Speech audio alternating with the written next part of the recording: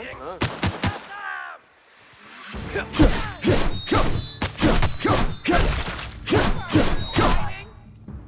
scared?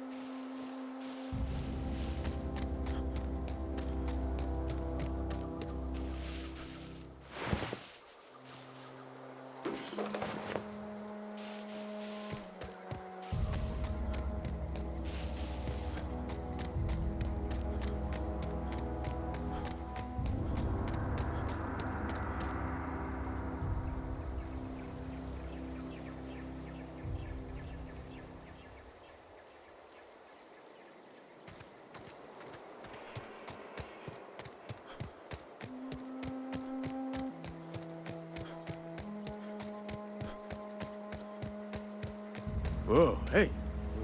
Don't go ambling out in those hills. That's marauder territory, friend. Ain't safe out here. You'd best head into town. Avail yourself of Edgewater's high walls. And low prices. Pleased to make your acquaintanceship. I'd shake your hand, but I've been hauling corpses. You don't want none of that on you. Name's Silas. Junior in humor for the town of Edgewater. We're all part of the Spacer's Choice family. Definitely not the junior in humor, that's for sure. If you've got business inquiries, you should stop by Reed Thompson's office. He's up in the tower above the cannery. Head into town, follow the road. Look, you obviously ain't a worker. What's your racket? You a smuggler? Freelancer? Edgewater is a company town, board-owned and operated. That includes the cemetery. None of us own our grave sites, we rent them from the company. Renting means money. Money means paperwork. Paperwork means signatures. Some of our families become a mite delinquent in paying their dues, you see? 4 workers still haven't paid up. Phyllis, Conrad, Ludwig, and Martin Abernathy. He's a special case. You may want to twist his arm a little.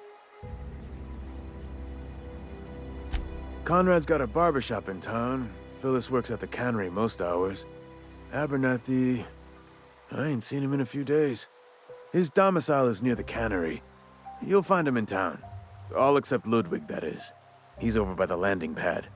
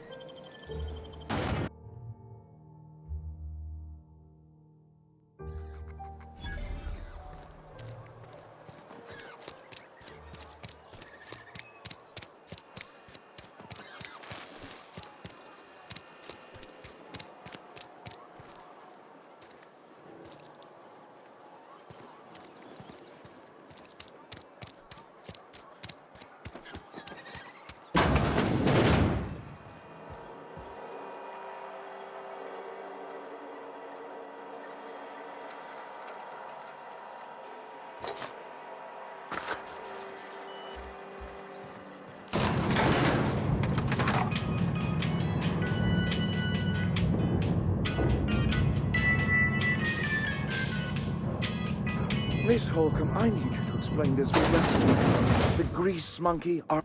Seems we've got a guest. Really now, Parvati, I do wish you'd spoken up. I do apologize. I was given no forewarning of your arrival, or I might have welcomed you at the gates myself. I'm Reed Thompson, Outpost Administrator. I cannot help but notice you are not in uniform. Yes, so it dawns on me. Seems I allowed my excitement to run away with my wits. Been a few seasons since we've had a visitor pass through. Only regulator we got is hooked up to the town transformer. Mr. Thompson ain't liable to be keen on dismantling it. I beg your pardon. I am most emphatically not keen on any such thing. I can't let you have our power regulator. But I happen to know of another one. And I happen to know exactly how you may retrieve it without frying yourself in the process. There's a power regulator in the old botanical lab. It's mostly abandoned, so all that power is being squandered. Go down to the geothermal plant. Reroute power from the botanical district over to us. Once their power's shut down, you can have their regulator and be along on your way.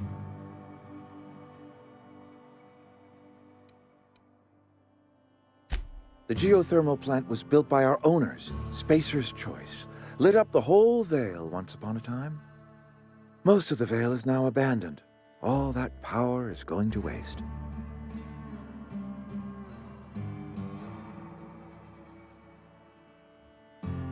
I was not entirely sure how to tell you this. The botanical labs are not legally inhabited, but there are people who live there.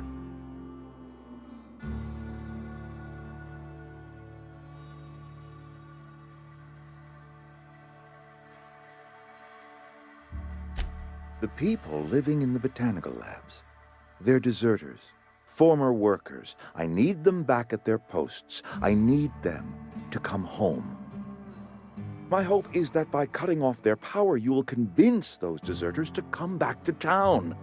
Before you go to the plant, I want you to stop by the botanical lab.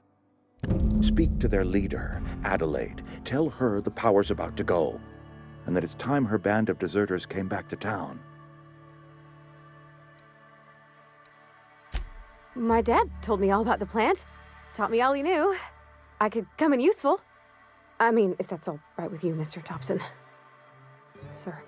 I hesitate to part ways with Miss Holcomb, but I cannot deny that she is talented and may prove useful to you. You will need an administrative passcode in order to enter the plant. I am trusting you with mine, and trusting Miss Holcomb to guide you if you'd like. Great! I got my wrenches and diagnosticators and hairpins and engine tape, so I'm all set. Well, I am glad to hear that. Best of luck to you, and thank you again for your help. It is a lot to ask of a stranger, I know.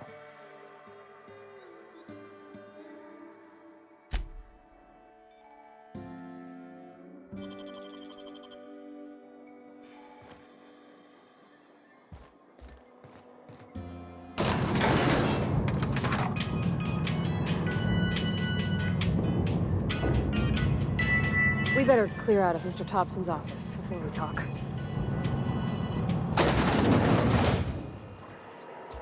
Hey, mister, can we talk? Sorry. Can we talk?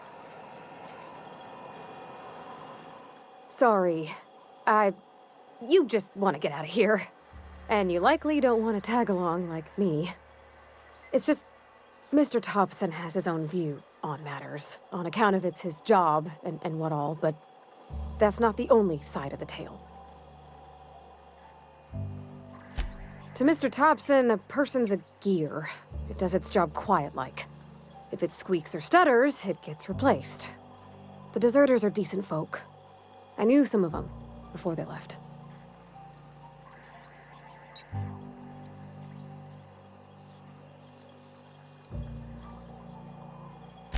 Miss McDevitt?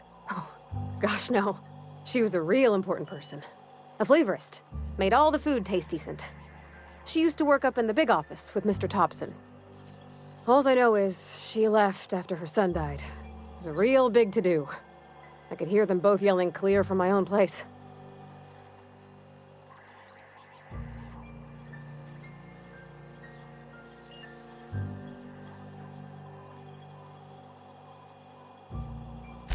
Can't say as I know. I wasn't there. The sound carried, but not the words. If Mr. Thompson ain't of a mind to tell you his own self, you'd best ask Miss McDevitt, if he can get out to her.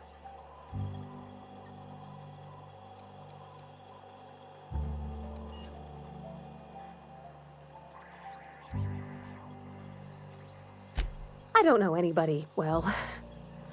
I mostly listen to them talk, kept my head down.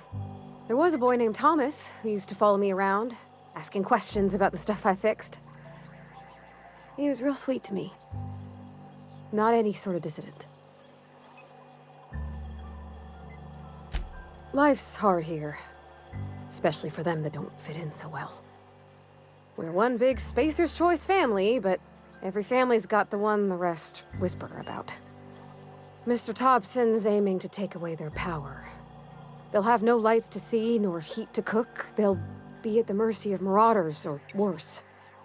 I think you should talk to the town's vicar about it. Max, his name is.